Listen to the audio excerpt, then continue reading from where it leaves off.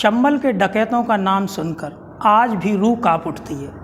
लाला राम, फक्कड़, रामवीर गुर्जर, मोहर सिंह, राम बाबू गड़रिया, निर्भय गुर्जर और न जाने कितने ही डकैत चंबल की धरती ने पैदा किए, जिनका खौफ चंबल में ही नहीं बल्कि आसपास के राज्यों में भी रहा।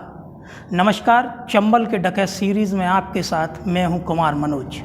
आज हम आपको एक ऐसी महिला डकैत के बारे में बताएंगे जिसने एक ही दिन में 22 लोगों की हत्या कर पूरे देश को हिला कर रख दिया। जी हाँ, हम बात कर रहे हैं डकैत फूलन देवी की।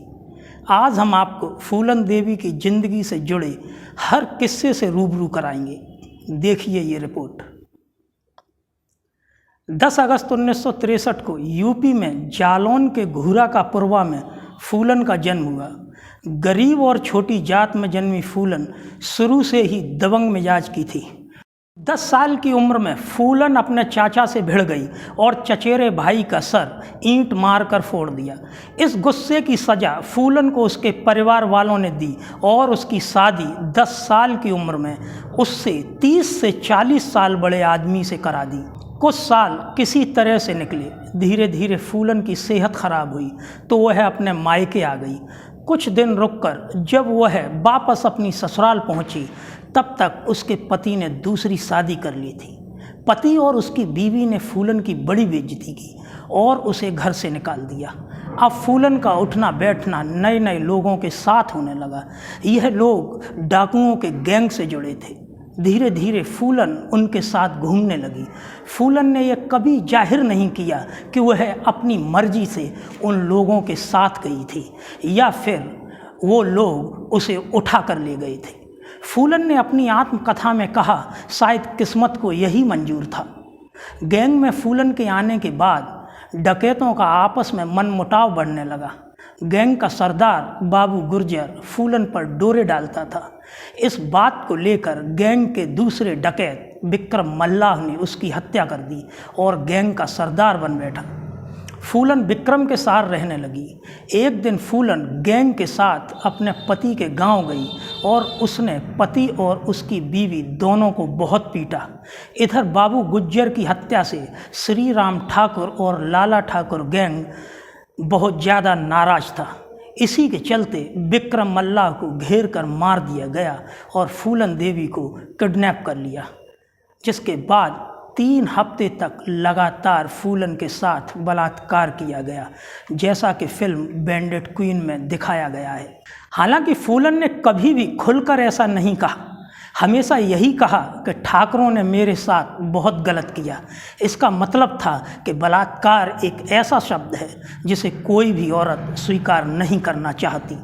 यहाँ से छूटने के बाद फूलन डाकुओं के गैंग में शामिल हो गई। 1981 में बेमही गांव लौटी और उसने उन 2 लोगों को पहचान लिया जिन्होंने उसका रेप किया था। जब उसने बाकी के बारे में पूछा तो किसी ने कुछ नहीं बताया। फूलन ने गुस्से में आकर गांव से 22 ठाकरों को निकालकर गोली मार दी। यही वह हत्याकांड था जिसने फूलन की छवि एक खूंखार डकैत की बना दी। चारों ओर बवाल कट गया। कहने वाले कहते हैं कि ठाकरों की मौत थी इसलिए राजनीतिक तंत्र फूलन के पीछे पड़ गया। मतलब अपराधियों से निपटने के लिए पहले जाति देखी गई। पुलिस फूलन के पीछे पड़ गई। उसके सर पर इनाम रखा गया। लगभग 2 साल बाद फूलन आत्मसमर्पण के लिए राजी हो गई। मध्य प्रदेश के तत्कालीन मुख्यमंत्री अर्जुन सिंह के सामने उस पर 22 हत्या, 30 डकैती और 18 अपहरण के चार्ज लगे। 11 साल जेल में रहना पड़ा, लेकिन 1993 में मुलायम सिंह की सरकार ने उस पर लगे सारे आरोप वापस लेने का फैसला किया। इसी के चलते फूलन 1994 में जेल से छूट गई। 1996 में समाजवादी पार्टी की टिकट से चुनाव जीत गई और मिर्ज़ापुर से सांसद बनकर दिल्ली के अशोका रोड के शानदार बंगले में रहने लगी। 25 जुलाई 2001 को शेर सिंह राणा फूलन से मिलने आया और इच्छा जताई कि फूलन के संगठन एकलव्य सेना से जुड़ेगा। खीर खाई और घर के गेट पर फूलन को गोलियों से भून दिया। ऐलान किया कि मैंने भी बेमही हत्याकांड का बदला ले लिया। 14 अगस्त 2014 को दिल्ली की अदालत ने शेर सिंह राणा को आजीवन कारावास की सजा दी।